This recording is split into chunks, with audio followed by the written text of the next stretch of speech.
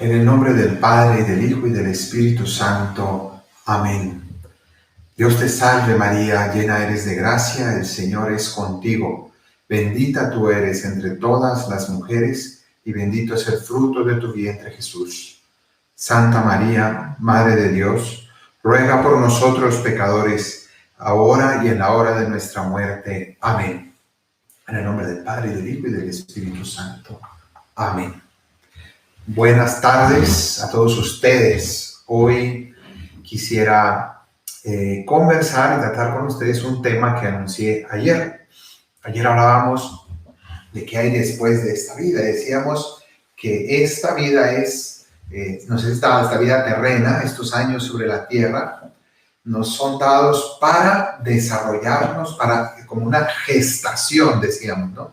Nos estamos formando, nos estamos desarrollando, nuestros órganos, por decir así, se están desarrollando para lo que será la vida siguiente, para ese nacimiento a la vida eterna. Entonces, aquí en esta vida es donde tenemos que crecer y que desarrollarnos, que gestarnos y prepararnos. Bueno, pues eso nos está hablando de un desarrollo, de una gestación, de un proceso. Hoy vamos a hablar de ese proceso que tiene unas etapas para conocer todo ese camino que se recorre. Entonces, bueno, voy a tratar de hacerlo más o menos breve, pero intentando comprender bien todos esos momentos y todo ese proceso.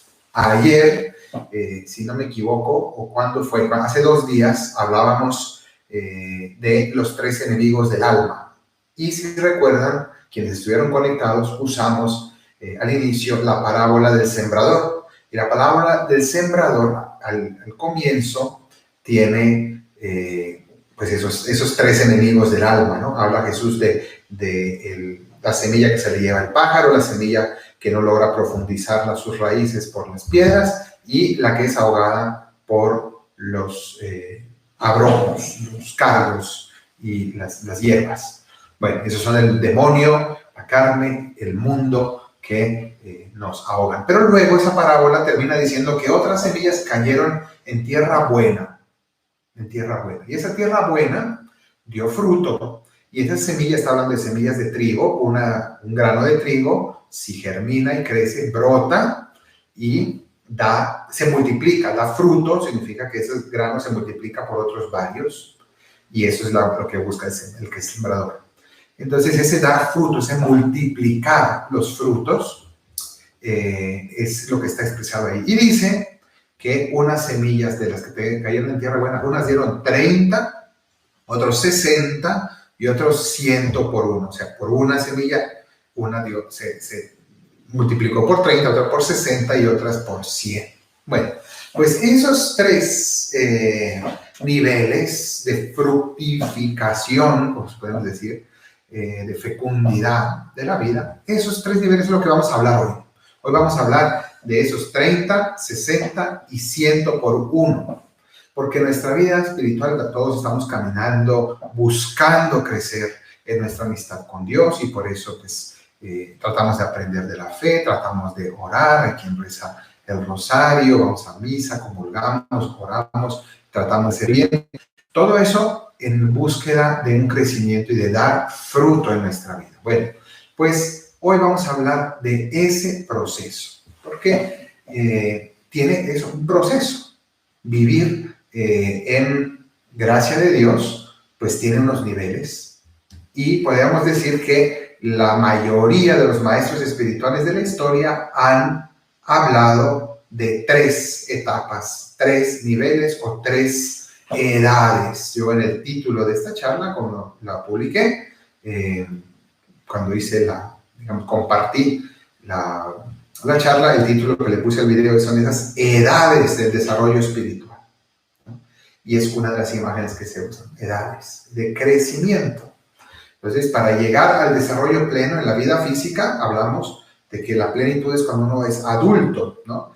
Y antes de ser adulto uno se está desarrollando, uno todavía es inmaduro a nivel físico o a nivel psicológico. Bueno, pues también, así como hay una madurez física, ¿no?, que se va desarrollando el cuerpo, una madurez psicológica que uno va adquiriendo, ciertas características completas de su psicología, de su personalidad, también en nuestro espíritu, en nuestra espiritualidad, se va creciendo, se va madurando, se va desarrollando. Y hay 3 grandes edades. La edad infantil, la edad juvenil y la edad adulta. Esas 3 edades hasta el desarrollo, ¿no? Entonces, a nivel espiritual se da ese proceso. Y eso es lo que vamos a hablar hoy, precisamente, cómo se va creciendo la vida espiritual. Hay muchas imágenes que se pueden usar. Otra que menciono ahora, que me viene a la mente, las 3 conversiones. Uno a veces piensa que convertirse es una vez en la vida, ¿no? De la vida de pecado, la persona que no aceptaba a Dios, uno se convierte y ya dice, ahora yo ya soy de Dios, yo ya soy católico, yo ya practico mi fe, yo ya no quiero el pecado, ya estoy convertido. Bueno, todavía falta. Y de eso vamos a hablar precisamente, que ese es el primer paso, pero todavía faltan otros 2 más. Hay 3 conversiones y es lo mismo. Esas 3 conversiones serían pasar del pecado, vivir lejos de Dios, no tener fe, darle la espalda a Dios, vivir en pecado mortal. Pasar del pecado a la vida de gracia. Es el primer paso. Y ese primer paso es precisamente rechazar el pecado mortal de mi vida y trabajar por ya no vivir entregado al pecado, sino vivir entregado a Dios. Ahora desarrollaremos cómo funciona esto. Segunda etapa, después de esa, es pasar de la vida de gracia, pues pasamos del pecado a la gracia, ahora de la vida de gracia a la vida de fervor. ¿Qué significa fervor? La palabra fervor significa como el agua hirviendo, hervor, ¿no? Fervor, hervor, algo que hierve. O sea, que mi corazón esté hirviendo de amor por Dios. Es una persona fervorosa, no es solamente alguien que se preocupa de no pecar, sino es un paso más allá. Es alguien que quiere, que busca amar, que busca algo más, que busca crecer, ¿no? Entonces, ahora veremos algunas características de esto, ¿no? No es lo mismo el que busca no ofender al que busca ya amar. Entonces, la persona fervorosa está en una búsqueda de crecimiento. Y tercera etapa, ya dijimos, primero del pecado a la vida de gracia. Segunda etapa, de la vida de gracia a una vida de fervor. Y ahora vamos a la tercera etapa, que es de la vida de fervor a la búsqueda del amor perfecto, es decir, la santidad. De que la vida espiritual es como esas 3 etapas del pueblo de Israel en el libro del Éxodo. Al inicio salen de Egipto, luego pasan por el desierto y llegan a la tierra prometida. Y así es nuestra vida. Salir de Egipto, salir de la esclavitud, es salir del pecado. El primer paso, la persona que descubre a Dios, descubre la fe, abandona la vida de pecado y sale de ese Egipto. Segundo, pasa por ese desierto, ¿no? Y en ese desierto el pueblo tiene unas luchas, unas pruebas, unas fatigas, se va acordando de lo que tenía en esa esclavitud, a veces van añorando el pasado, ¿no? Los judíos que añoraban volver de nuevo a ser esclavos en Egipto de manera absurda, pero pues también le pasa al ser humano conforme va dejando el pecado y va purificándose. Ese proceso de purificación para que finalmente llegar a la tierra prometida. Esta tierra prometida ya es la santidad, la madurez espiritual. Bueno, esas 3 etapas de lo que estamos hablando hoy, etapas del desarrollo espiritual. Y finalmente tenemos esta otra imagen que acababa de decir ahora, ¿no? De las edades, y es la que vamos a usar nosotros ahora, las edades de la vida interior o de la vida espiritual. Ser como un niño, la niñez o la edad infantil, la edad juvenil y finalmente la edad adulta. Entonces, bueno, vamos a ver cómo funciona esto. Primero, la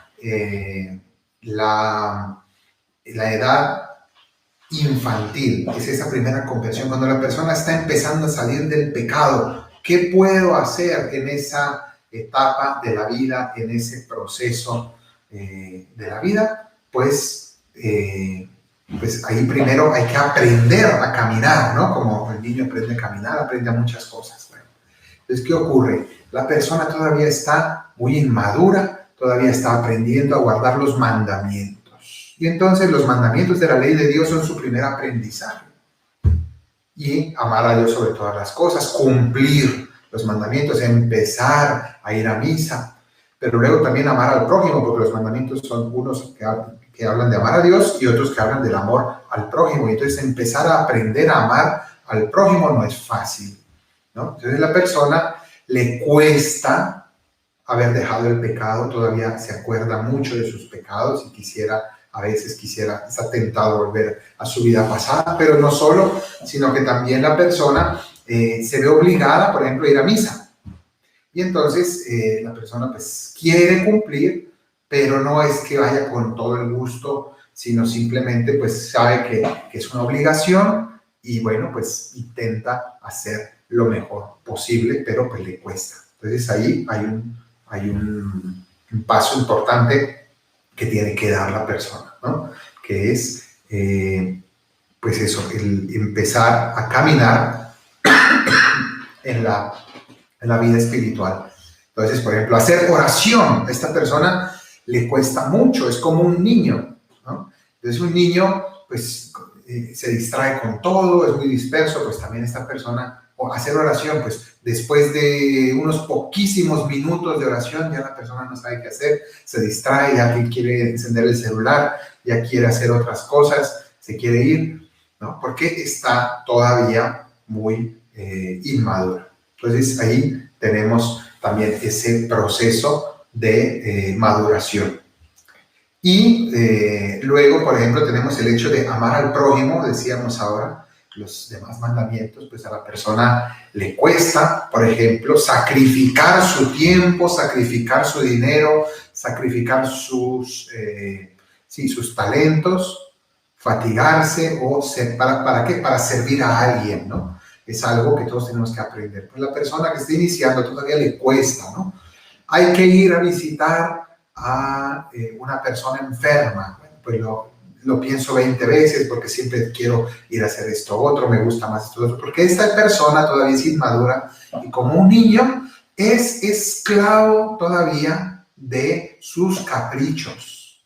Me gusta, no me gusta. Es mi vida ir en torno a lo que me gusta, hacer lo que me gusta y evitar lo que no me gusta. Y a quien le gusta ir a visitar enfermos, pues así automáticamente, pues tal vez no a muchos, ¿no? Al menos no es como la actividad más divertida que uno se puede imaginar, ¿no? Pero eso brota del amor, pero como todavía no hay mucho amor en ese corazón, pues entonces esa persona todavía es muy inmadura y saca 1000 pretextos para no ir a visitar a ese enfermo o al abuelo o ir a ayudar a una persona que está en problemas y dificultades, ¿no?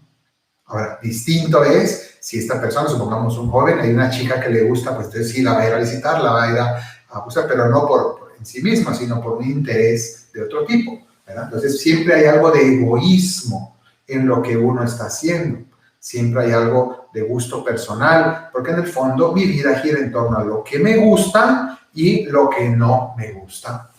Entonces esa es una inmadurez muy fuerte y la persona todavía tiene mucho que aprender, mucho que crecer y mucho que cambiar. Entonces allí hay un primer estadio de la vida donde, repito, la persona le cuesta mucho pues salir de sí misma, ¿no? Y no hacer lo que debe o no hacer realmente lo que Dios manda, sino hacer lo que a uno le gusta. Y le cuesta mucho llevarle la contraria a sus propios gustos. Entonces, ¿qué pasa con los mandamientos? Esta persona los mandamientos los tiene como algo que reconoce que están bien, que es la palabra de Dios, pero no es que le gusten mucho, algunos de ellos. Entonces hay mandamientos que piden cosas que esta persona pues dice, ay, ir a misa, me cuesta. O por ejemplo un mandamiento como el 6º mandamiento, moral sexual, pues la persona lo ve como algo a decir, ay, pues voy a tratar de cumplirlo, pero no me gusta ese mandamiento y lo hago por obligación, porque no me quiero ir al infierno, ¿no? Pero no es por gusto personal, no es por algo que le brote del alma. Entonces allí esa persona todavía tiene ese tema encima, como sobre sus hombros, de una manera como una carga, como un peso, ¿no? Cuando en realidad los mandamientos tienen que ser una liberación y un camino de felicidad, pero en esta etapa de la vida la persona todavía es muy inmadura. Y entonces, ay, si yo pudiera vivir estas cosas si no fueran pecado, ¿no? Entonces esta persona todavía está apegada a su antigua vida.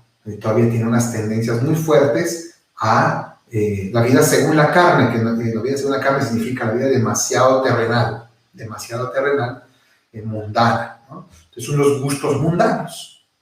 Entonces, pero ya hay algo bueno. Yo no estoy criticando a estas personas que muy probablemente son la mayoría de los cristianos que están empezando a moverse, a empezar a caminar. Es como un niño que está empezando a caminar, todavía es muy torpe en sus movimientos. Bueno, pues también en la vida espiritual empezamos a caminar. En la vida espiritual todavía somos muy torpes, nos cuesta cumplir los mandamientos, nos cuesta la oración, nos cuesta el ir a misa, nos cuesta la vida espiritual, nos cuesta hacer el bien, sacrificarnos por los demás. Esta persona, si en algún momento llega a hacer algo en favor de los demás, si en algún momento llega a renunciar a su descanso por hacerle el bien a alguien, si en algún momento llega a hacer una cosa que no le agrada para servir a otro, va a sentir que esa cosita que hizo, ese ir a visitar a un enfermo, ir a dedicarle unos minutos al abuelo, ir a, no sé, a hacer ese pequeñísimo sacrificio, se va a sentir como la Madre Teresa de Calcuta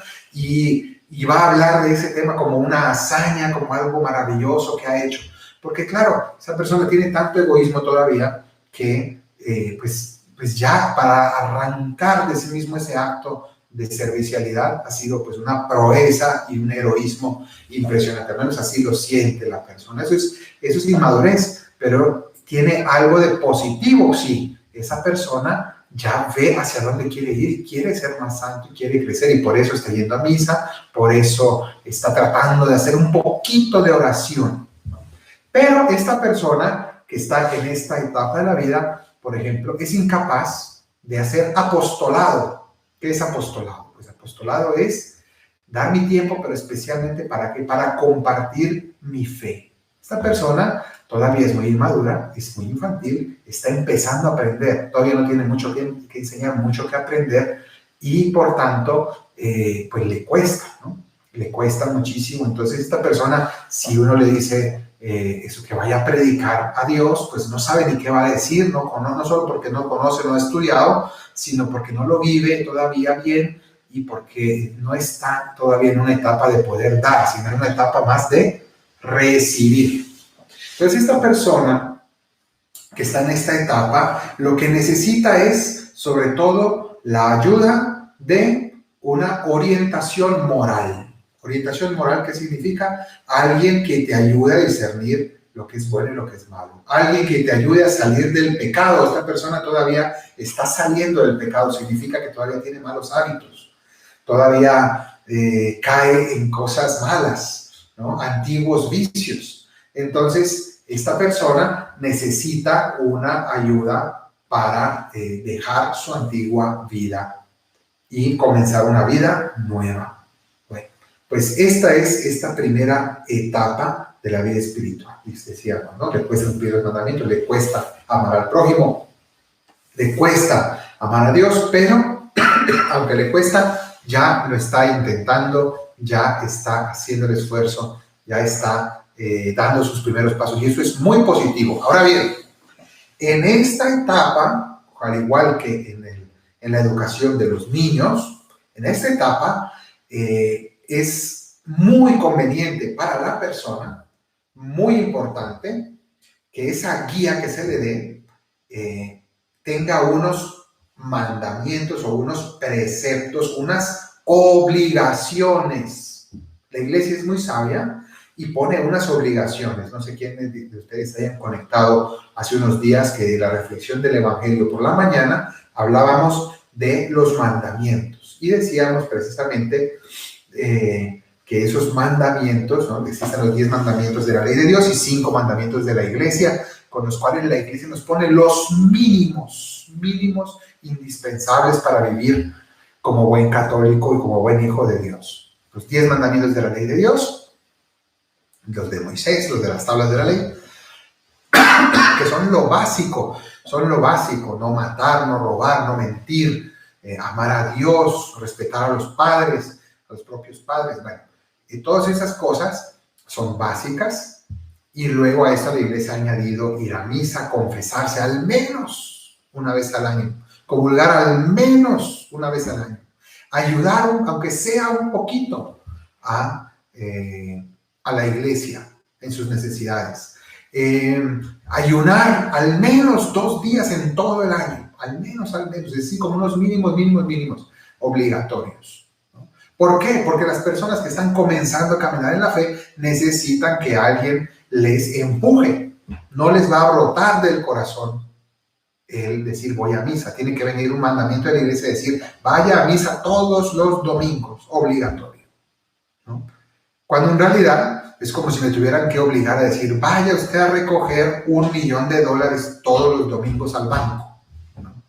Entonces es que la Eucaristía vale mucho más que $1,000,000, mucho más. Es Dios mismo. Pero como el ser humano es tan débil y tan pobre espiritualmente, no se le ocurre. Y entonces necesita que alguien vaya y lo empuje a ir a recoger su dotación de $1,000,000, mucho más que eso, que es el Señor. Entonces, la iglesia nos obliga. Entonces, poníamos ese ejemplo de la mamá que tiene que obligar a su hijo pequeño a bañarse todos los días, ¿no? Y el niño no quiere, no le gusta, pero le tienen que obligar, lo tienen que empujar, lo tienen que, lo tienen que enseñar, y al inicio es obligado, con la intención no de obligarlo toda su vida, porque imagínense ustedes que un adulto lo tuvieron que obligar a bañarse, pues sería ridículo. Pero lo mismo pasa con el adulto que lo tienen que obligar a ir a misa, pero de hecho ocurre, y de hecho en muchísimos casos. Entonces es una actitud infantil, pero ¿qué es lo que la iglesia pretende obligando?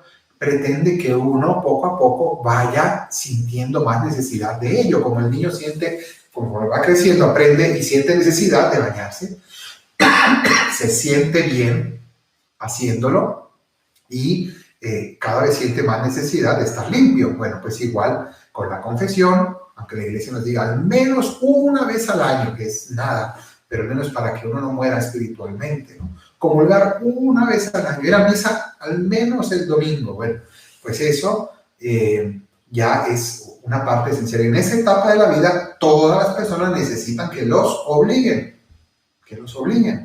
a hacer unos mínimos, ¿no?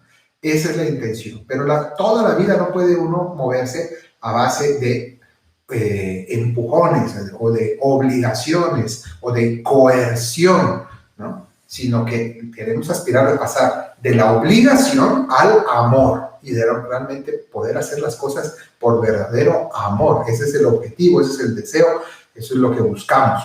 Entonces, por aquí va este asunto de del crecimiento espiritual. Luego pasemos ya a la segunda etapa. Ya hablamos bastante sobre esta. Ya creo que se entendió lo que significa ser infantil o lo que significa ser inmaduro en la vida espiritual. Repito, no es algo 100% malo, simplemente es algo muy imperfecto, muy inicial, ¿no? Incipiente es la palabra. Es algo que la persona está apenas aprendiendo en los primeros pasitos. Pasamos a la segunda parte, y entonces no es que un día termina una etapa y empieza otra, ¿no? No hay como una graduación, es algo, pues algo, eso, poco a poco, gradual, algo que se va dando ligeramente. Y la segunda etapa que hablábamos es la juventud, la etapa juvenil o la edad juvenil espiritualmente. Entiendan muy bien una cosa. Cuando hablo de etapa infantil o etapa juvenil, no coincide con nuestra edad física. No es que la persona cuando cumple 18 años ya es adulto, o 21, o los que sean. Después de esa edad física, ya uno pasa de edad espiritual. De ninguna manera. Puede haber personas muy mayores que espiritualmente son infantiles, y hay muchas, ¿no? Que ya puedes tener 60, 70, 80 años y ser infantil, inmaduro, no amar a Dios ni amar a tu prójimo y no amar los mandamientos. Esas personas, pues obviamente viven en mucha infelicidad, pero son totalmente, incluso a veces ni siquiera han comenzado a vivir una vida espiritual, ni siquiera han nacido a una vida espiritual todavía realmente, ¿no? Entonces no tiene nada que ver. Y al revés también, puede haber un niño, y los ha habido, la iglesia los ha canonizado, niños pequeños, jovencitos, que han llegado a un desarrollo espiritual pleno, más allá de un adulto, ¿no? Personas que han llegado a amar a Dios y al prójimo de una manera tan grande, ¿no? Y, por ejemplo, los niños de Fátima, los pastorcitos de Fátima, o Santo Domingo Sabio, o otros ejemplos, ¿no? San José Sánchez del Río, en México, que dio su vida como mártir por amor a Cristo. Bueno, pues esos son casos en los que un individuo de muy tierna edad, muy corta edad, ya tiene un desarrollo espiritual de plenamente adulto y más que eso, ya ha llegado a la perfección. Entonces, esto es importante. ¿Cómo se crece en la vida espiritual? No a base de cumpleaños, ¿no? Sino se va creciendo con la gracia de Dios y viviendo la fe, ¿no? Y cada uno tiene su ritmo. No hay que desesperarnos. Cada quien tiene su ritmo, no tenemos que estarnos comparando. Es que esa persona ya pasó a un segundo nivel, yo todavía estoy en el primero, el otro ya va para el tercero, yo todavía estoy en el segundo. Cada uno tiene su relación con Dios, pero eso se va graduando, se va madurando. La segunda etapa de vida espiritual que vamos a hablar, esta edad juvenil, independientemente de la edad física que uno tenga, es una etapa, la edad juvenil, llamémosle así, en la que uno ya está empezando a caminar, mucho mejor, ¿no? Ya tiene algunas características maduras, pero todavía tiene otras inmaduras. Así es el joven, ¿no? Ya tiene muchas características de madurez, pero al mismo tiempo tiene algunas características que todavía son de mucha inmadurez. Entonces esa mezcla también se da en la vida espiritual. Es una muy buena comparación. Entonces, ¿cómo vive la persona que tiene que está en esta etapa? Estas son la mayoría de las personas que van a gusto a misa todos los domingos, incluso van a misa en semana, en los días de entre semana. Personas que pertenecen a grupos de oración o a grupos de formación, personas que ven estos videos de formación en su fe, personas que están en movimientos parroquiales, que colaboran con la iglesia. Son personas que ya llevan un proceso de vida. No quiere decir que no puedan tener todavía alguna lucha con el pecado, pero quiero decir que ya tienen una relación con Dios un poco más madura. Estas personas, entonces ya los mandamientos no los tienen encima como algo terrible, que no aguantan, o que, ojalá no tuviéramos estos mandamientos tan pesados. No, ¿por qué? Porque ya los empiezan a hacer por gusto. Una prueba de ello, típica, que acabo de decirle, es la persona que ya no le tienen que obligar a ir a misa el domingo. No solamente no le obligan a ir a misa el domingo, sino que si puede va el lunes o el martes o también el miércoles, cuando es posible, ¿no? ¿Por qué? Porque ya no es por una obligación, es por verdadera devoción. Entonces este es el paso de la vida de gracia a la vida de fervor. Habíamos dicho esto, ¿no? En la primera parte. Entonces, ese paso de la vida de gracia a la vida de fervor es la que nos ayuda, ¿verdad?, a cambiar eso de hábitos. Entonces es una persona que ya busca un poco más de oración, que le gusta ayudar a los demás. Todavía tiene que perfeccionar mucho, y no vamos a decir que sea un santo, de hecho todavía no lo es, pero tiene ya unas señales de que va creciendo. Y entonces esta persona le gusta ayudar a su prójimo, busca hacer ciertas actividades, que le gusta participar en misiones, le gusta ayudar, pero le gusta ayudar. Bueno, esperemos que dañe la conexión otra vez. Bueno, listo, porque aquí empezó como empezó a fallar un momento. Entonces, viendo esto, vemos cómo el crecimiento espiritual, ¿verdad? Se va dando gradualmente. Esta persona, al mismo tiempo que crece en estas características que acabo de decir, pues Dios va permitiendo una cosa, y es que Dios en esta etapa permite unas pruebas. ¿Por qué?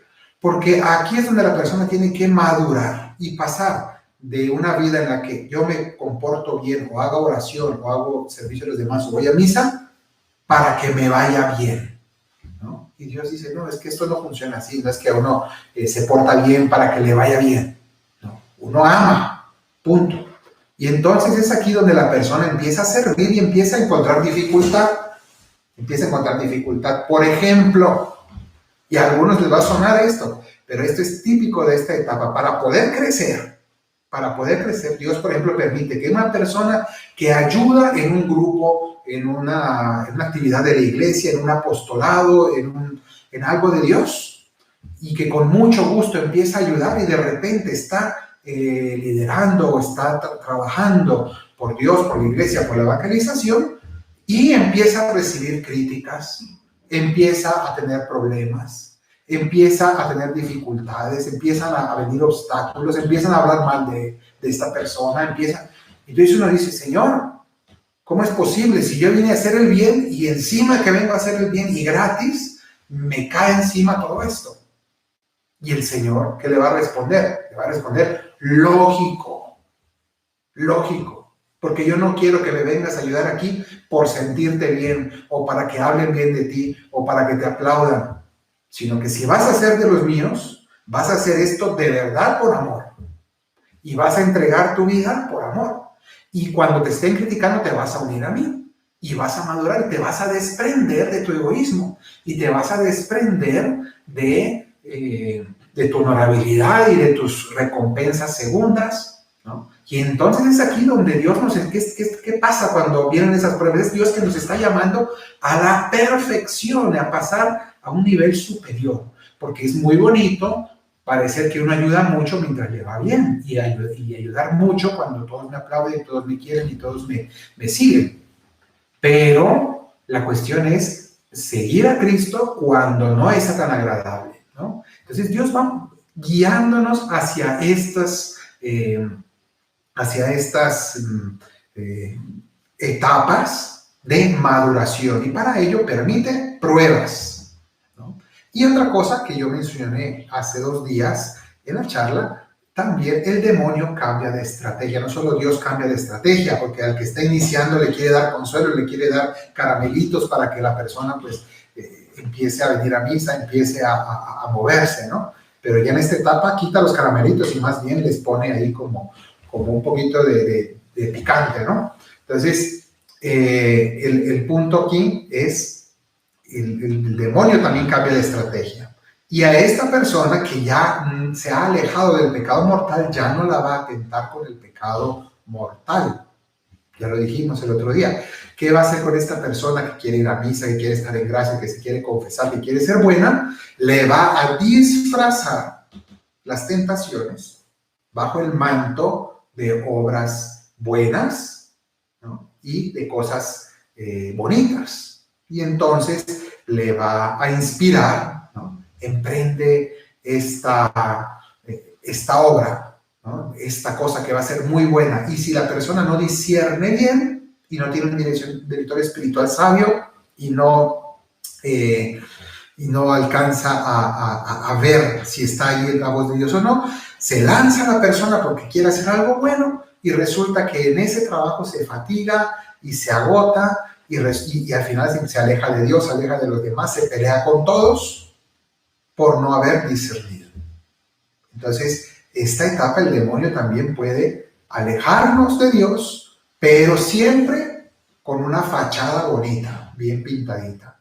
Una fachada en la que nos presenta las cosas como si fueran muy bonitas y muy buenas y muy de amor, pero al final Dios, el demonio tiene sus planes. Por ejemplo, también una persona que, no sé, dice, pues me voy a acercar a este sacerdote que es muy bueno, que me va a ayudar y tal, y entonces es una cosa muy santa, pero no discierne, no está con los ojos muy abiertos, y resulta que lo que empieza muy bien, o parece empezar muy bien, resulta que con el tiempo el demonio va metiendo ahí la cola y va dañando esa relación y va convirtiendo algo que era al inicio supuestamente muy santo y muy bueno, lo va convirtiendo en una amistad no muy decente, ¿no? Y puede terminar mal, o puede terminar en una cosa muy grave y muy mala. Entonces, esto es una manera como el demonio se va moviendo en esta etapa de la vida espiritual. Las personas que ya quieren vivir una vida según Dios, pues el demonio se pone también atento. Por tanto, hace falta desarrollar el discernimiento espiritual, o llamémoslo así, el olfato espiritual, para saber ver cuando el demonio ya se empieza a meter de maneras sutiles. Esta es la cuestión. Maneras sutiles, ya no son maneras claras y evidentes como en la primera etapa, que el demonio presentaba esos pecados fuertes y las tentaciones clarísimas. No, eso ya no funciona en la persona, entonces el demonio es sutil, ¿no? Pero si uno tiene un buen olfato espiritual, uno alcanza a olerlo y a decir, aquí hay, no sé, me huele un poquito, el perfume ya no está tan puro, ¿no? Aquí hay algo de azufre, ¿no? Entonces, eso, con la ayuda de un buen director espiritual, uno va discerniendo y viendo dónde hay algo que no debo hacer o algo que está llevándome fuera de camino. Bueno, pues allí vemos cómo entonces las personas van creciendo en la oración, van creciendo en el apostolado, van creciendo en el servicio y van creciendo también en la vivencia de la oración. En la vivencia de la oración. Son personas que ya buscan espacios de oración y los disfrutan, ¿verdad? Pero, repito, todavía es imperfecto y por tanto todavía en esta persona hay algo de egoísmo, ¿no? Todavía hay egoísmo, todavía hay orgullo, todavía hay defectos reales. Y entonces es allí donde hay que ser muy sincero y la clave está en crecer en la humildad. La clave está allí en crecer en la verdadera humildad, porque existe la falsa humildad, que es un engaño, ¿no? Que a veces, y el peor engañado es el propio que se cree humilde y no lo es. ¿Cuál es la prueba indefectible de la humildad? Es decir, cuando usted quiere saber si una perla es genuina o es de imitación, pues hay que hacerle una prueba. Yo no sé cuándo hace la prueba, le echan algún líquido, alguna cosa, para ver si resiste. Bueno, pues esa prueba de fuego, ¿no? Esa prueba indefectible de autenticidad de la humildad de alguien, para saber si es falsa humildad o verdadera humildad. ¿Cuál es? Se llama simple y sencillamente la humillación. Las humillaciones. Cuando somos humillados delante de los demás, cuando recibimos realmente insultos, cuando somos rebajados, somos despreciados, ¿cómo vives ese evento? Ahí se demuestra cómo reaccionas en ese momento. Te destroza la vida y de verdad reaccionas con soberbia en ese momento, te levantas o piensas en venganza, piensas en, bueno, te sale lo peor de dentro. Ahí no había humildad, por más apariencia que siempre había sonrisa, que uno dice, no, es que yo no sé, yo no puedo, yo no soy nadie. Eso no sirve de nada. Si al final llega la humillación y no la aguantas, es que allí no había humildad, había falsa humildad, había apariencia de humildad. Ay, no, a mí me aplaudan, yo no quiero que me miren, yo no lo hago para que me aplaudan, para que me vean. Todas esas cosas están muy bien, pero al final, si no hay una resistencia con amor y con fe, en silencio y en paz, de las humillaciones, que son durísimas, si no hay ese aguante, es que no había humildad ni había nada. Había apariencia, había barniz, pero nada más. Detrás de eso no había nada realmente importante en cuanto a humildad. Entonces, esa es la virtud clave en la que se va creciendo, porque la persona humilde es una persona obediente y es una persona que Dios va a poder guiarla por sus caminos, ¿no? Entonces ahí tenemos ese segundo momento. Y el tercer momento ya, o tercera etapa, ¿no? Para responder ya algunas preguntas que han llegado, alguna pregunta que ha llegado, y me pueden mandar más si desean. La tercera etapa de la vida espiritual es ya el paso, dijimos, la conversión, ya no del pecado a la gracia, ni de la gracia al fervor, sino del fervor a la vida de santidad o al amor perfecto.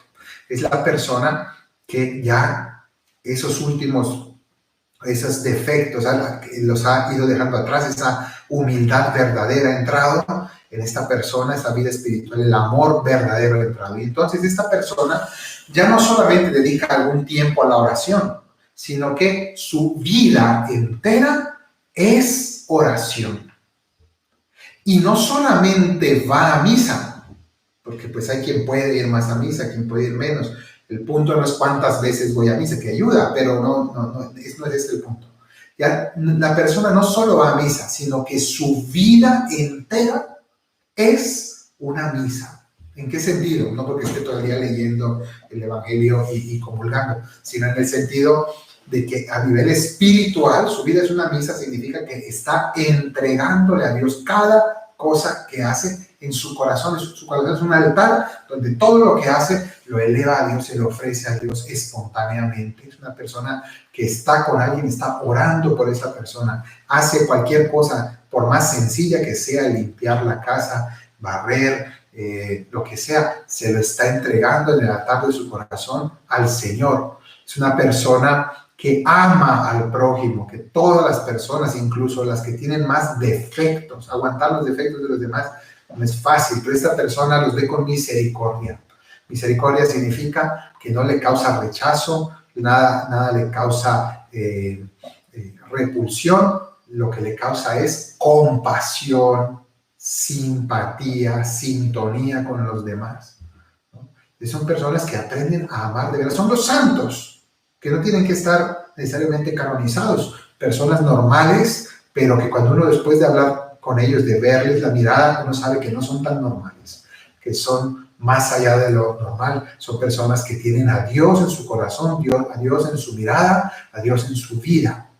Y entonces esas personas no solamente cumplen los mandamientos, no solamente, sino que van más allá de los mandamientos, mucho más lo que mandaba Jesús. No era solamente el no matarás, no, es que dan vida y dan su vida por los demás. Es todo el extremo contrario de lo prohibido, ¿no?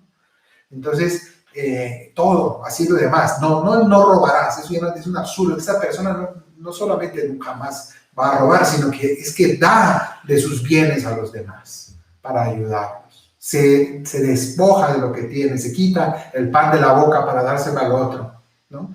Pero ¿eso por qué? ¿Por obligación? De ninguna manera. Lo hace por amor, le brota del corazón. No hay nadie imponiéndole el mandamiento encima, sino que esta persona ya tiene sus mandamientos, los tiene escritos en su corazón. Son parte de su esencia, ya entraron en su vida de una manera que ya es uno con la voluntad de Dios. No es la voluntad de Dios aquí, la mía de este lado, sino que es nuestra voluntad, la voluntad de Dios y la mía, totalmente unidas. ¿Se dan cuenta de esto? Esto es bellísimo, y es una persona que vive movida por el Espíritu Santo, que completamente lo gobierna, lo inspira. Entonces esta persona puede decir realmente, ya no soy yo, es Cristo que vive en mí. Ya no pienso yo, es Cristo que piensa en mí. Y ya no hablo yo, es Cristo que habla en mí por el Espíritu Santo.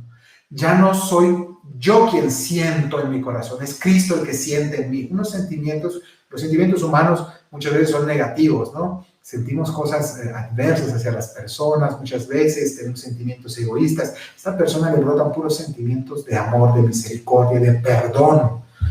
Y se les brota automático. Les pueden humillar, les pueden hacer ofensas tremendas, y esta persona le brota amor de su corazón y perdón, como Jesucristo, que en la cruz dijo, Padre, perdónalos porque no saben lo que hacen, y pedía por ellos. Entonces, ¿eso de quién viene? ¿De mi psicología? ¿De un entrenamiento personal? No, del Espíritu Santo. Ya no soy yo, Es Cristo el que vive en mí, es Cristo el que siente en mí, es Cristo el que habla en mí, es Cristo el que piensa en mí. Ya todo mi ser es de Cristo. Esta es la etapa, claro, esa es la perfección, la edad adulta en Cristo. Esta es la persona que ya vive en el cielo, aun estando en la tierra. Podríamos pensar la mayoría de nosotros, uy, ¿cuánto nos falta para llegar a eso? Yo me incluyo. ¿Cuánto me falta todavía para llegar a eso? ¿Cuándo vamos a llegar? Solo Dios lo sabe, pero hay que pedírselo. Y se empieza por una cosa. Se empieza por desearlo. Desearlo. Y entonces a eso les invito, desear y pedir la gracia de la santidad, del amor perfecto, de la vida espiritual adulta, madura, completa. Tal vez algunos podríamos decir, no, yo todavía en algunas cosas estoy muy infantil, muy inmaduro, en otras cosas, pues en esa edad juvenil todavía inmadura, pero pues que ya va caminando. La mayoría de las personas digamos, practicantes de su fe, están en alguna parte de esta etapa segunda. Pero llegar a la tercera etapa, a la santidad, al amor perfecto, allí sí que no cualquiera. Y hace falta tomárselo muy en serio y, sobre todo, lo más importante, poner el amor a Dios y al prójimo, poner la santidad, o poner el amor como mi primera prioridad en la vida. Y todo lo demás queda supeditado a eso. Mientras yo tenga varios objetivos en el mismo nivel, no lo voy a lograr. Pero en cuanto yo ponga a Dios y todo lo que me aleje de Él, ponerlo en segundo, tercero, cuarto lugar, entonces ahí estaré avanzando y llegando hacia esa santidad. Vamos a leer una pregunta que nos ponen aquí. ¿Puede decirse que la madurez espiritual es una combinación de la gracia y la intimidad con Dios acompañada de la formación? Pues sí, podría decirse que en parte tiene algo que ver, pero en el fondo sí, la gracia de Dios que nos mueve. Por la gracia de Dios soy lo que soy, pero al mismo tiempo es esa gracia que nos va moviendo ¿a qué? Al amor. Y ese amor es primero sentirme amado, sentirme hijo de Dios, y de ese amor que yo siento, entonces después salgo de mí mismo y doy amor a los demás. Bien, bueno, pues les agradezco su compañía y esperamos vernos mañana. Les voy a compartir el programa para los próximos días.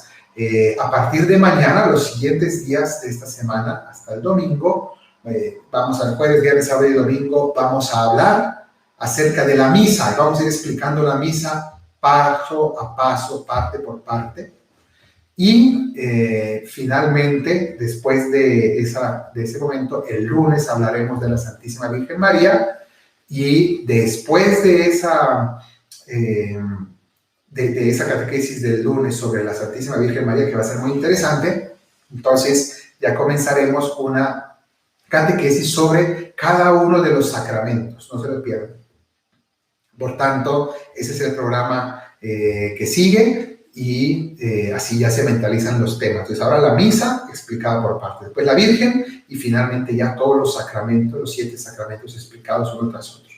Les agradezco su compañía y su perseverancia aquí para estas charlas. Que Dios les bendiga.